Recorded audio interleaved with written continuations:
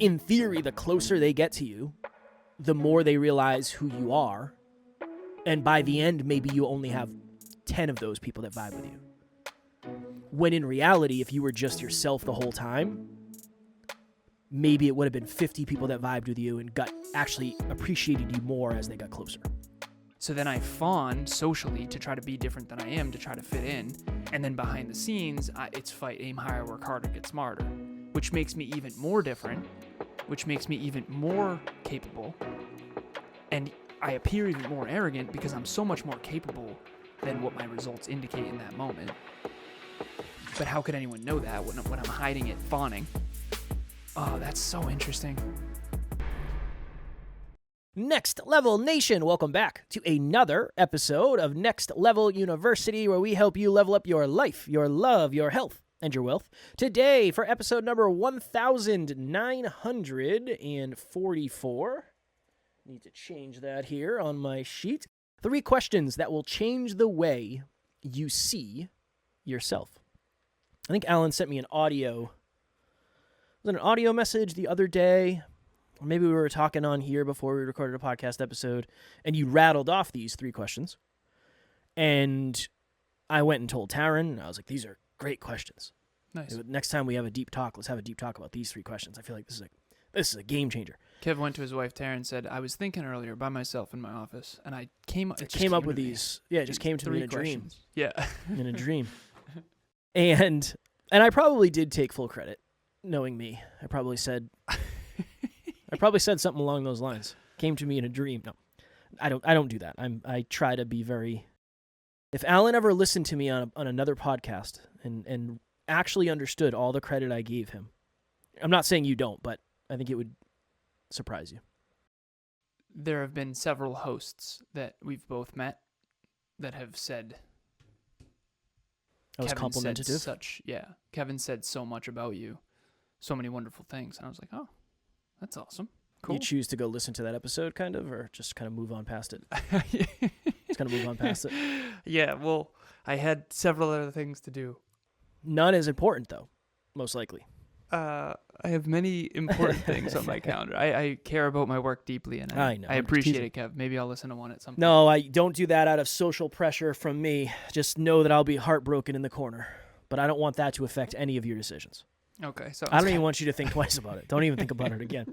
Okay, what are the 3 questions? Explain high level where the 3 questions came from, and then you and I will walk through them together so everybody sees them in practice. Whenever anyone hears this, that's when I'm getting excited to The kid's share getting something. wham. He's getting whammed up. Warming up my hands to get excited. That means I'm excited. Okay, so we have something called Next Level Certified Coaching, NLCC, Steph, Nicole, Amy.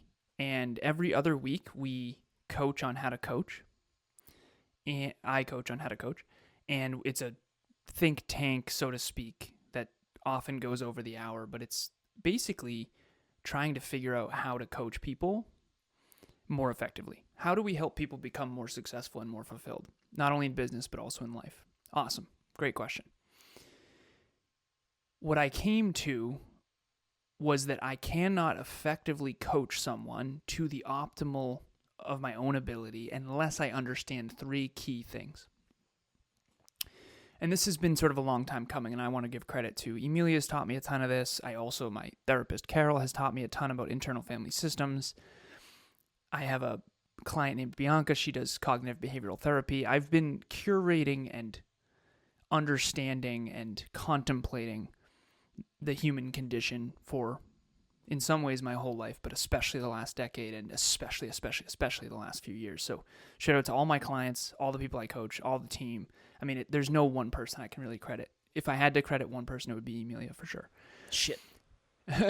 Lost again. Also, thank you, Kev, as well. You're definitely in that, right? When I mentioned the team, kidding. I meant you too. I just know it's funny to do it. That's why I do it. I promise I'm not insecure about it. Yeah, I know. And that's, I like that you're funny, so it's really good. Very rarely do I sense in your energy that it's actually truthful underneath that. People say many a truth said in jest, not necessarily if you just really do want to be funny. You ever do a joke with Taryn that didn't land? Or All it's the like, time. ooh, that's my Yeah, bad. of course. Hey, I'm so sorry. Yeah, I did one of those with you. I was like, yeah, Not my best work, is what I crossed say. the Not line. my. That's my yeah, fault. not- I was not joking. my I best work. promise. Yeah, not my best work. Not my best work. 199 times out of 100, she would have laughed, and not the time. But anyways, so next level certified coaching is where we contemplate coaching, and the first thing to understand is I have, number one, disclaimer. I'm a coach. I'm not a therapist. I'm not a clinician. I'm not a researcher. I need to say all that because I don't want anyone assuming that this is like etched in a, researched, peer-reviewed paper. This is just what NLU does. NLU takes these things that we learn and tries to make them in simpler frameworks to help people unlock themselves for a bigger, better, brighter future. Awesome. So I'm going to oversimplify a lot of stuff here for anyone out there listening who might be a clinician, okay? There's 3 main core wounds, and I'm bucketing them into these 3 buckets. We've talked about them a little bit on the past episodes, but for new listeners, defective, unlovable, unwanted. Those are the labels that I chose. There's a lot of different ways to frame this, a lot of different labels. Well, is it water or is it H2O? So don't lose in the details. So defective is a core wound of a limiting belief of I'm not capable enough. The story I tell myself about myself unconsciously is not capable enough. This is the one that Kevin identifies as, particularly old Kevin. Okay.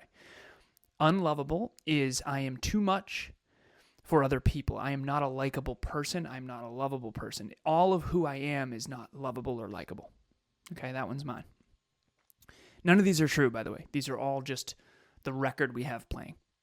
The last one, and I'm still working on figuring this one out because the unwanteds among my clients are still helping me understand them better. And some of them are coaching me on how to coach them, which has been fascinating. But it's essentially I don't feel included. Yeah, I don't feel included. That's the best way I can describe it. Okay, so defective, unlovable, unwanted. Defective sounds bad. I think statistically it's the largest percentage. Basically, anyone who feels not good enough, not capable enough. Boom. Okay, so don't latch onto the labels. Unlovable just sounds bad to me too, but it is what it is. So the 3 questions to the point of this episode. Number 1, if I want to coach someone effectively, I need to know what is their core wound. Their core limiting belief is another way to frame that. Meaning, are they defective, unlovable, or unwanted? And again, oversimplification. Number 2 is what triggers it. So I'm going to use Kevin as an example. So I coach Kev. I've been mentoring him for a long time. What's his core wound? Not capable enough, defective. Okay. What triggers that? And then what is his trauma response to that? You can look up trauma responses, and the 4 main ones, this you can quote me on, is fight, flight, freeze, and fawn. Fight is to attack. Flight is to run away, avoid, procrastinate. Freeze is to disassociate and just completely check out. If you've ever seen the movie Click, when he's fast forwarding through his life in the movie Click with Adam Sandler, that's kind of like disassociating. Just you're kind of a shell of yourself, just kind of walking through your day. And then the last one is fawn. Fawn is a social coward who basically just appeases. Whatever you need, whatever you want, please don't abandon me, please don't hurt me. And so those are the 4 trauma responses. I talk about how I was jumped in the Providence Place Mall with my friend at the time, Kiki, and he fawned. He just kind of took it. I ran away. I ran, dipset. I thought this guy was it was a schizophrenic who hadn't taken his medication, who for some reason was watching the second 300 movie on a Sunday. Not the best movie for someone who didn't take their medicine. We got jumped, and Kiki got his ass beat, for lack of better phrasing, because he just didn't fight back. And I ran away. I thought he was going to run, because when we were kids, we would always run when we heard a coyote in the woods or whatever. And so flight was my response. His was fawn, which is just, whoa, what's the deal? So he just kind of laid on the floor there. And maybe a little disassociate as well. Okay, so if I'm going to coach anyone out there watching or listening, put on my coaching hat for a second, I need to know, okay, what's your core wound? Not capable enough, not likable or lovable, easily villainized, or not included, not wanted. Which one? Boom. Go ahead. Number 2, what triggers that? So I trigger a lot of people who identify as defective. That's actually one of the reasons I feel unlovable. Because if I trigger Kev and Kev runs away or attacks, and again, I'm just using Kev as an example, I'm going to feel unlikable. And then he's going to trigger my unlovable, and then what's my response to that? So we can see how we all unintentionally trigger each other. I want to say this as well. Men tend to trigger men. Women tend to trigger men more unconsciously. Like, if you've ever seen men egoing up in the gym and kind of button heads, it's because, who's stronger, who's the bigger man, and like guys on a golf course just dick measuring. It's the dumbest shit ever. And who makes more money and all that stuff. So men tend to trigger men unconsciously because they unconsciously compare to each other. And women tend to trigger women unconsciously and they compare to each other. However, there's also sexual triggers and all kinds of stuff. Time out.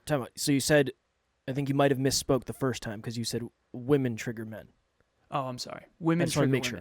Yeah. Women tend to trigger women, and men tend to trigger men.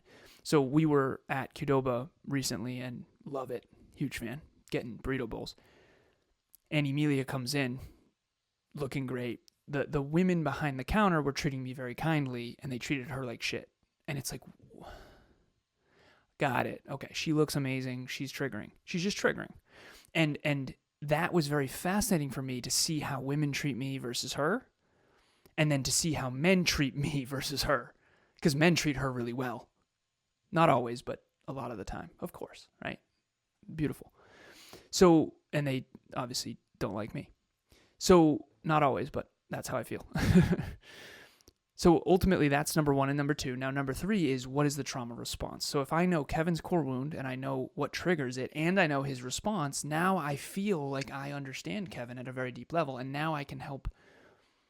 I can push his buttons in a way that unlocks him rather than hurts him. Here's a really easy thought behind this. If you've ever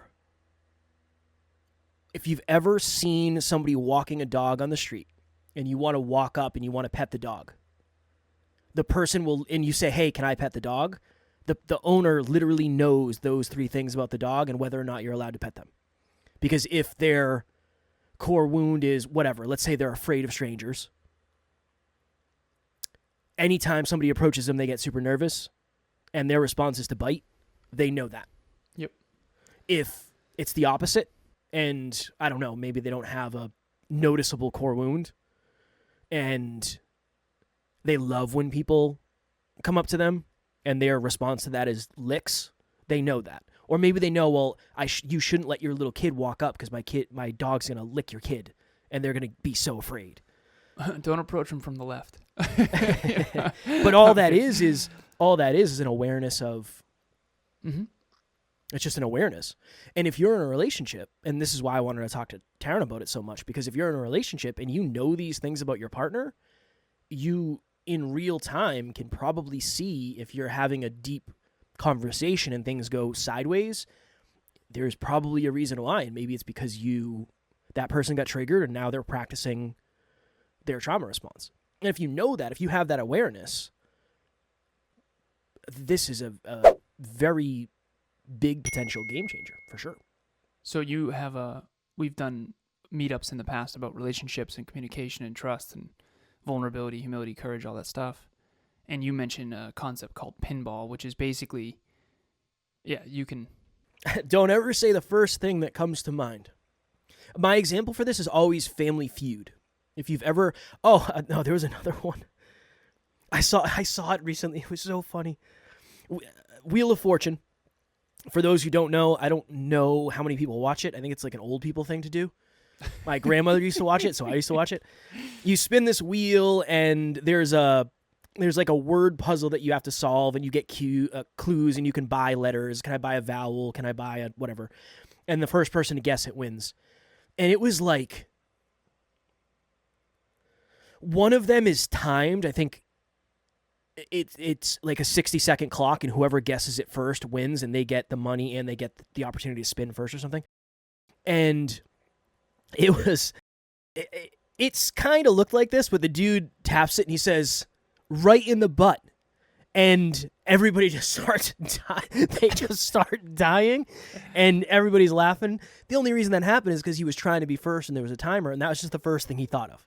First thing he thought of was like, Starts with an R. Last one has a B in it. I'm going to go with right in the butt. I don't remember what it was.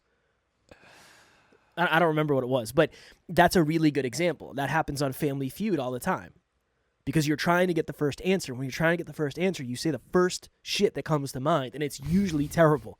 It's usually dumb. So the thought behind pinball is you don't say the first thing. You let it bounce around a little bit so it knocks some of the dust off, some of the ego off, maybe some of the I got triggered, I want to trigger you back. It just allows you to think from a more constructive, hopefully a constructive place. Yeah, AKA, let's figure out, let's just not trigger, because if you have two people, so Emilia and I, we came across this recently because we had a tough conversation, and we figured out we were on a walk later on that night. It's like, okay, well, what happened there? And it wasn't bad, but at one point it was on the way up. It was escalating, and it was like, okay, we need to take a second. And so I literally sat on the floor and I was like, let's just talk this out. Let's not escalate anymore. One of us needs to sit. So I sat on the floor, and then later on that night we were talking about it. And we figured out that she was communicating poorly. Honestly. Yeah, that was what I think. And she agreed. And I was not emotionally regulating well. So she would say something. If you ever want to see me frustrated, say something that's really dumb or inaccurate. I don't like...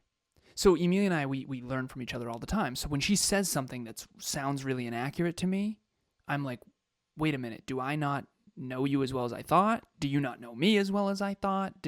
Am I missing? What are we missing, right? Anomaly. That's what my brain is like, error. And I didn't emotionally regulate as well, which made her communicate even worse, which made me even more like heightened. And again, we stopped it and I sat on the floor. We just took a minute and we hung out. But like, we had to find out like what was the deal there. Okay, so when you don't want to have the conversation, you basically just say the surface level thing that makes no sense to me to kind of brush me off. And then that makes me want to understand more. And so I raise my engagement level, my intensity to try to understand, which makes you want to brush it off even more. And it's this whole thing. So ultimately, pinball is take a minute. We're triggering each other. We have no idea why. This has nothing to do with each other. This has everything to do with our past, our conditioning, our triggers, what happened earlier. I had therapy earlier that day. I was in an emotional state, blah, blah, blah. So we coach couples, and there's this one story where they were going to go away, and statistically speaking, from my experience, the woman tends to be more proactive with travel. Typically, the guy isn't ready until the last minute. And again, I'm guilty of that too. And one of the clients that we have, the man, the woman was all ready, fully packed, bags by the door, ready to rock, get in the flight. Kev, you do well at that. And the man in the relationship packed as quick as possible in like 20 minutes, and the girl, the female in the relationship, had her cereal bowl out for her first thing in the morning. The guy woke up, walked out of bed, grabbed the bowl, hammered it, milk. Yeah. You never do that, you selfish. Like, that's not smart. So, guy being a guy, not thinking, right? Lack of thoughtfulness, ladies out there, like, come on, that's the whole game. Just be thoughtful. You're in your head, you're thinking about the future, you're thinking about finances, blah, blah, blah. You're just being selfish. You don't even mean to. You're just not thinking. And so he just grabs the bowl, eats the cereal, thinks nothing of it. It's just a bowl. No, it's not. It's the fact that you are not thoughtful, sir. Wait, it's not a. Did she pour it the night before? No. It's just out and ready with the spoon. I'm gonna say, if you pour your cereal the night before, you are next level prepared. Next level optimization. Good for you. Yeah, and the milk is gonna curdle. Yes, sure. Definitely. And my But cats again, will eat it. we always have this saying: is it's not about the bowl.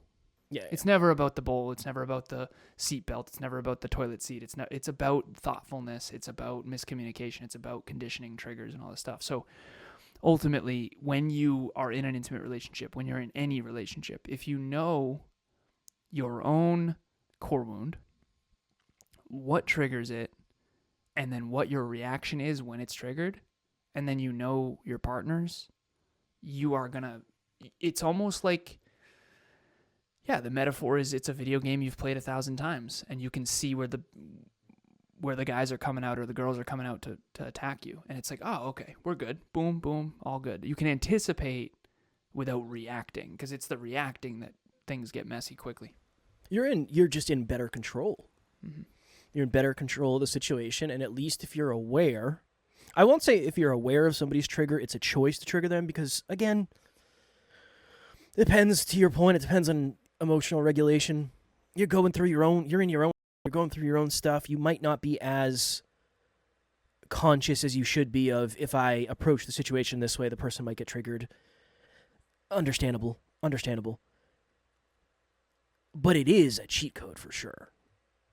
And even if you just have those 3 things in a relationship, I'm willing to bet you will be way more successful. Because now you have the root cause. And you can decelerate when you realize, okay, something got poked here. I want to make sure that I'm not continuing to poke that. Like, let's take a step back. Tara and I, she suggested something. We had a challenging conversation as well today. And she said, I read online that when you have challenging conversations, you should put your forehead with your partner's. And I was like, what? What are you talking about? And she said, just put your forehead on my forehead. And I was like, all right. And it was the best. It's really. I do that with Emilia all the time. Not when we're having challenging conversations, but like all the time. Changer. That's just it's a beautiful. Well, we do that all the time. But today we were having a challenging conversation. She said, "Put your forehead against mine." Game changer. You can't really argue with someone when you're cross-eyed because you're trying to look at them in the eye. It was good. It was very. But it was along the same lines of, I was sharing that I got triggered because of this, and the fact that I got triggered because of that triggered you in this way, and it became a thing that just kept. Yeah. But then when we get down to the reason I feel the way I do is this, and I understand that makes you feel the way you feel because of this, let's make sure we're on the same page. But it all goes back to that awareness. You can't really... I don't want to say that. I don't like blanket statements because I complain about those all the time. I think one of the most important things in the world to understand is yourself. And if you're going to emotionally regulate, these are 3 of the most important things you can understand. Because now you're not at the luck of what is said to you. At least you understand. So example, I've told this story before, but I think this is the best example of this in practice. Alan, myself, and one of our buddies was working out in the gym. We were in Florida. Alan and I were co-hosting an event.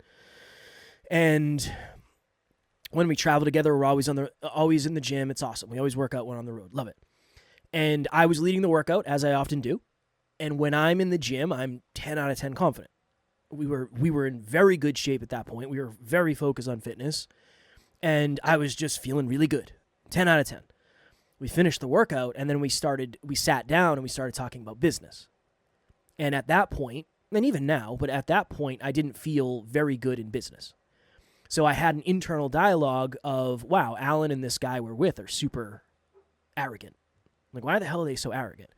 Sat there. Again, I know when I don't feel good enough, I reach for things. So defective, don't feel good enough. Yes. Not capable enough in this case. Not capable, not smart enough. Then you get triggered by someone else who does feel very capable. Yes.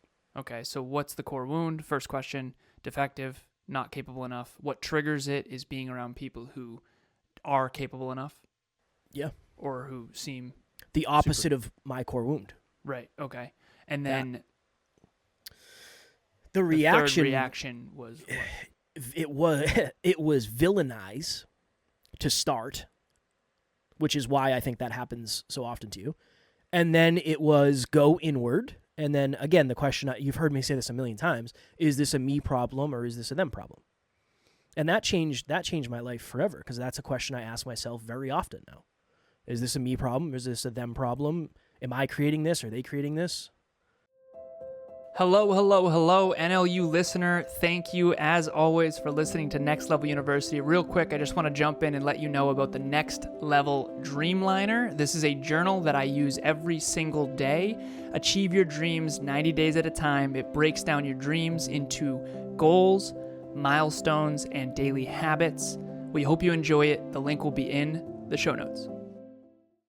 We had someone come into the group coaching program and then email us after the first session saying, Alan speaks too highly about himself. I wish this was more about Kev. I thought Kev was going to be a bigger part of this. Like, I can't do this and I'm out. And that triggered the hell out of my unlovable. So, okay, my core wound is unlovable. So this is what happened. I'm in the coaching session. He probably has the core wound of defective. I hold the humility that I could be wrong. I don't think that I am, but I could be. Core wound defective. Okay, I come in, and this is my jam. Group coaching, awesome. Boom. Probably came off as arrogant. I understand, especially because I probably felt his insecurity, which makes me probably come off even more arrogant because I'm triggered that I'm going to be disliked. So then I change who I am, which probably comes off as inauthentic. It's like this whole freaking thing. And so his core wound's defective. That triggers my unlovable. He wants to fight and then run away. And I want to fawn and like appease him. And then my trauma response after that is fight, aim higher, work harder, get smarter. So let's make this program better. Let's make it even better, which makes it even worse. Unfortunately, it can. And I finally understand now, like, that cycle that I've been running. And Kev, I want you to, if you're willing, you do this. I want you to potentially unpack this. So this is what my trauma response was. Okay, so unlovable. I get disliked or villainized, which makes me want to be even more competent, thinking that will get me love, which makes me even more disliked and more villainized. So then I fawn socially to try to be different than I am, to try to fit in. And then behind the scenes, it's fight, aim higher, work harder, get smarter, which makes me even more different, which makes me even more capable. And I appear even more arrogant because I'm so much more capable than what my results indicate in that moment. But how could anyone know that when I'm hiding it, fawning? Oh, that's so interesting. Damn. It's almost like you set yourself up to be disliked when people eventually get the real you. So if you take a group of 100 people and you pretend to be someone that you're not, and let's say 90 unconsciously, yeah, because just as a safety mechanism, self-preservation. Let's say 90 out of those 100 people vie with you. Like, all right, cool. Then they decide. What's a good example? They decide to follow you on social media, hypothetically. And it's a little more Alan. 10 of those people are like, that's not for me. So now it's 80 out of that original 100. In theory, the closer they get to you, the more they realize who you are. And by the end, maybe you only have 10 of those people that vibe with you. When in reality, if you were just yourself the whole time, maybe it would have been 50 people that vibed with you and actually appreciated you more as they got closer. Yeah. Maybe. Again, that's very theoretical. Well, let's have this conversation. So ultimately, I would be triggered by other people not liking me because they were triggered by my obsessive nature. And then my response to that was fawn to get love in the moment without knowing it, which is like kind of dim and be a little less to try to be funnier or whatever it is to get likable. Then behind the scenes, aim higher, work harder, get smarter, get more intense, get more capable, get more intelligent. And I think that if I were to really break it down, my trauma response, if I had to really oversimplify it, it would be, I'm not likable, so I'm going to go get smarter. I've been running that shit my whole life. I just want to be smarter. That's like my thing. It's always been my thing when I was a little prepubescent, sort of middle schooler, getting pity dances from my sister, and the bullies, they were athletic. So to me, I was just smarter. I'll just get smarter. I'll aim higher and I'll get smarter. And so if anyone's insecure about their intelligence, they're probably going to be triggered by me. And then I'm going to fawn unconsciously to try to trigger them less. And then go get smarter, which ultimately makes it worse. So it's like, get triggered. Okay, trigger someone else's not smart enough because I spent so much time getting smarter. Then dim to try to fit in. Then behind the scenes, go get even smarter so that I'm even less likable. Can I ask you something? Why isn't being smarter more likable? I never understood that. To me, smart is like the most important thing in the world. Why isn't it like a good thing? anything that differentiates you from other people isn't necessarily a good thing. I'm going to say this. I know it will come off pretentious and arrogant. I have like several multimillionaire like CEOs reaching out to me to hang out. They love how smart I am. But like no one else likes it. I don't get it. It doesn't. But this is the thing. A lot of people don't like them either. Yeah. People tend to stick together. Jocks hang with the jocks. The goths hang with the goths. In high school, again, like I know I'm talking mean girls here. I was fawning, so I was chameleoning. Well, I think that the can nerds happen. and the jocks and the. Yeah. But I think we decide pretty early in life. This is safe. These are my people. This is where I fit in. You don't hang with people that you don't fit in with because you're afraid you're going to get found out. Or you try to fit in everywhere because you are so afraid to not fit in anywhere. That's a piece of it too. Yeah. So what's your? Mine was definitely that. Trigger people, be disliked, go get smarter, which made it worse. Rinse and repeat for 36 years. And it wasn't until 30 years when I started doing therapy where I started to really break this and start to understand. Really 26 after my car accident, I started to go, you know what? I don't think that's going to do it. I need to like work on the inside and the emotional maturity. And that's really transformed everything. I don't know if it manifested as externally. I think for me, not competent enough, not capable enough, not good enough, not smart enough, just not enough. Almost in any scenario. That was my core wound. Anytime I failed, it made me second guess everything. And say, all right, so I went to the Massachusetts Fire Academy, volunteer fire academy. It's different than the full-time one. I passed all the written tests pretty well. I think I was in the higher percentage of the written stuff because I could study and it wasn't, it was hard, but you could study. You had the book, you knew what the quizzes were going to be on, it was fine. When we did the physical stuff, I failed the first test, and I had a moment like during when I was failing where I was like, yeah, of course this would happen to me. And then I didn't want to go back and take it. I didn't want to do it a second time. Why, of course, this would happen to me? Because that's the way it seems to go. That's the way it always seems to go. That was the internal dialogue. I think what triggered you the most back then, and we've evolved a ton, old Kev was so afraid of being embarrassed. Like doing something in front of others not well was just like the ultimate nightmare.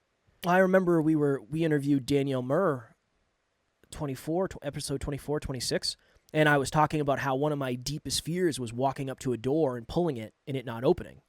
And she resonated with that a ton.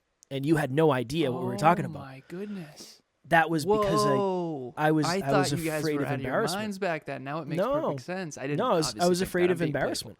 Yeah. I was afraid of embarrassment. People like me better when I suck. So, like, for me, that's not scary. Sucking is, like, socially acceptable for me. Well, I think people like you better when you suck, and you like you better around people when you suck. You did. You don't anymore. Because it makes you... Wait. Say that again? People like you better when you suck. Definitely. 100%. But in the past, you also liked yourself better when you sucked around other people because it made you feel like you belonged more. Yeah. I'm on the opposite. I don't. If I'm treated like an underdog, the last thing I need to do is drop my fucking tray at lunch and spill it all over myself. Like that's not. I don't need to do that. I need to get some wins here. You know. Yeah, it's so fascinating. It's surprising that you and I didn't. Like, how the hell did we not trigger the hell out of each other? I mean, we did. We worked a lot on it. And I think in the beginning, I wanted a friend and someone who valued me. And I think you wanted to be successful. Yes. And I know mine is true. I don't know if yours is, but mine is for sure. Yes. True. It was unconscious. I didn't, because mine wasn't. All my was friends, very conscious. Not all of them. Most of my friends back then were not treating me super well. Like, I don't think they liked the new me. The new me was the real me. This is the real me. damn. Well, that's why I've said this. I'm just so frustrated. It's I've like, said this so many damn, times. It makes a lot of sense. And I've said this on the team call before.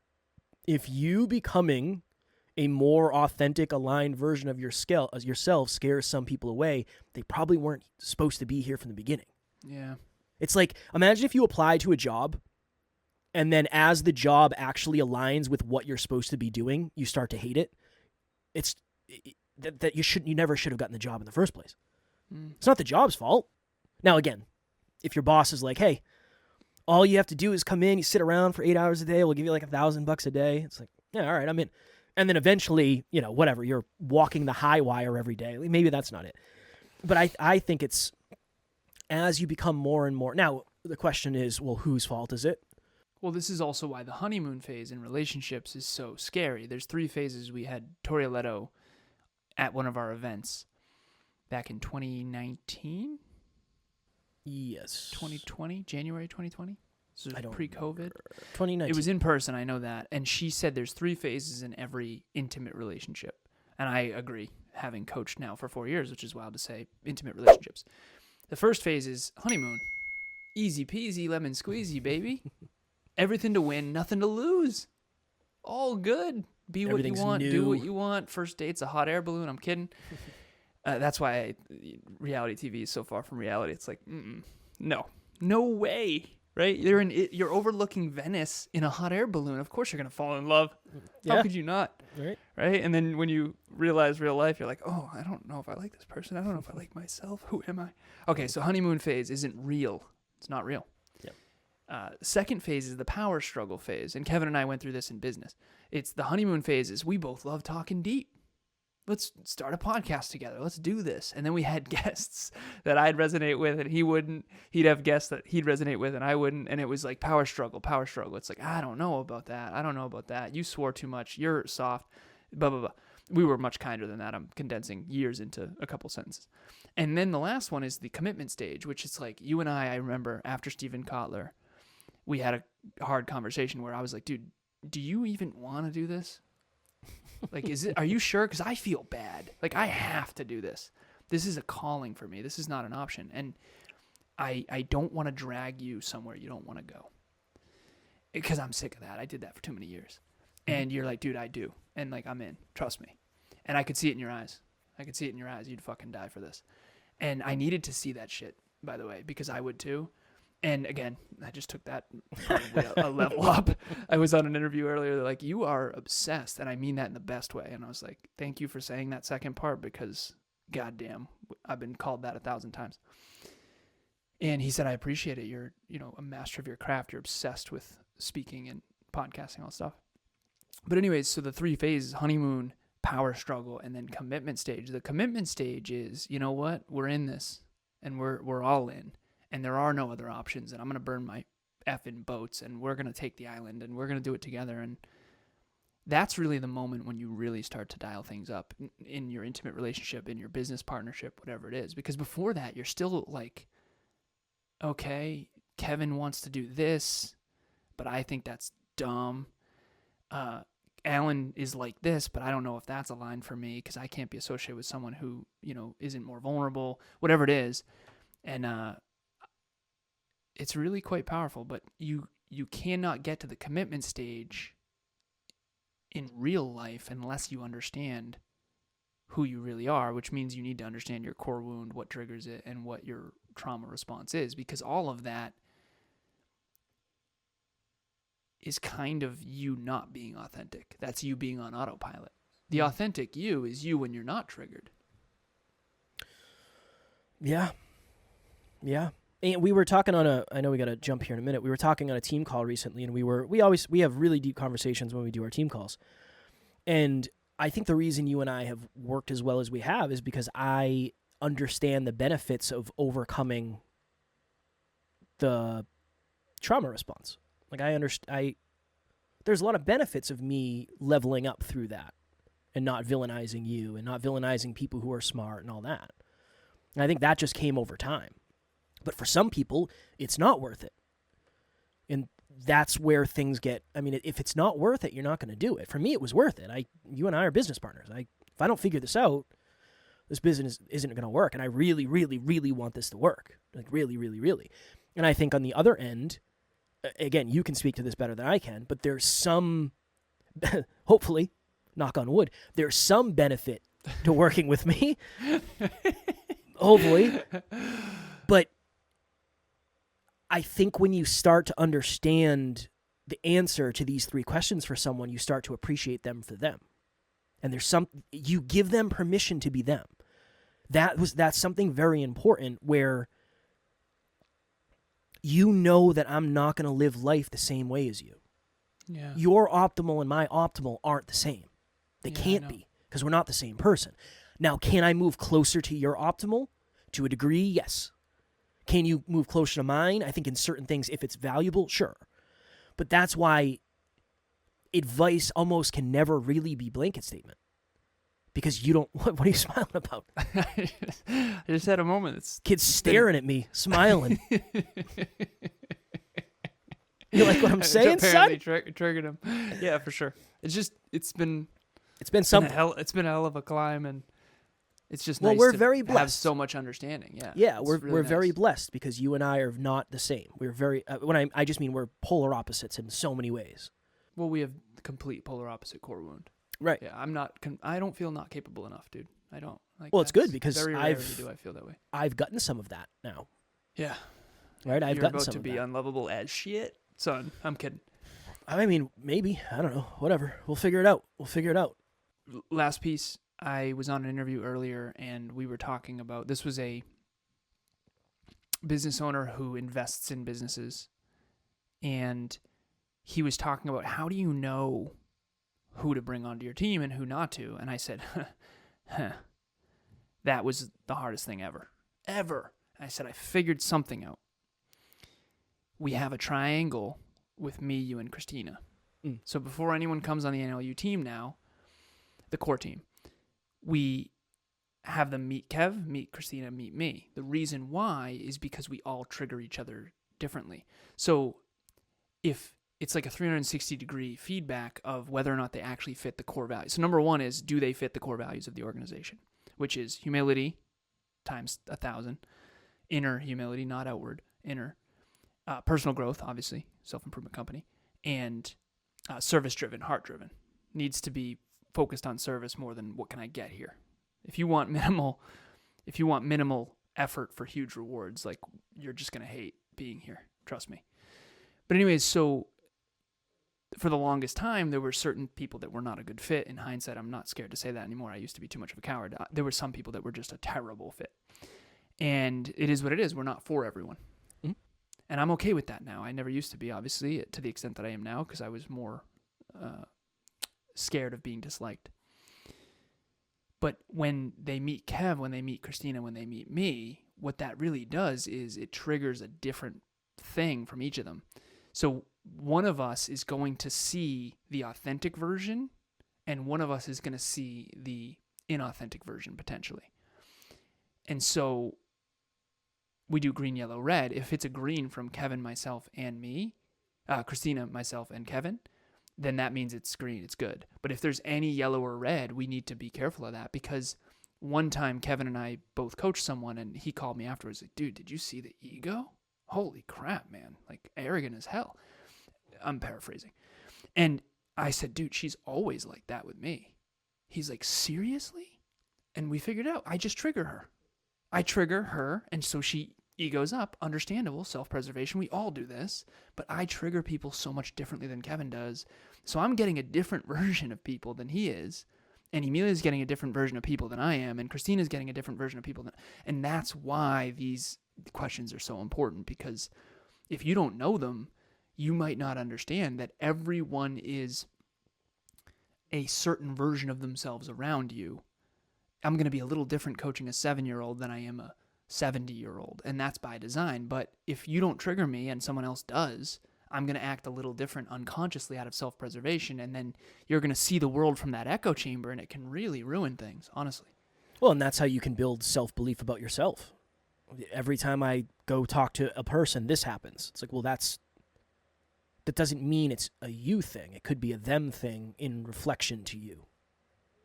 And again, there's layers and layers and layers. Maybe we'll do a part 2 at some point, but I do know we have to get out of here. Deep one today. It's awesome. A little philosophical today. Yes, sir. I was waiting for a response, like, don't reject me in front of everybody. You know what I mean? I will villainize you, and then I'll stop. I'll stop and then myself. I'll go try to get smarter. I That stop solved so much for me. I stop myself now. I stop my what triggers you today might trigger you for a while, and it might always be something that wants to trigger you. I think it's up to us to figure out how to stop it and reroute it. Reroute the energy to something else. Reroute. Let's have a pause in between the trigger and what we do after that. Deep talks. All right, cool. Next Level Nation, make sure you are subscribed so you never miss an opportunity to get to the next level on whatever podcast platform you are watching or listening on. As always, we love you. We appreciate you. Grateful for each and every one of you. And at NLU, we don't have fans. We have family. We will talk to you all tomorrow. Stay next level. Next Level Nation.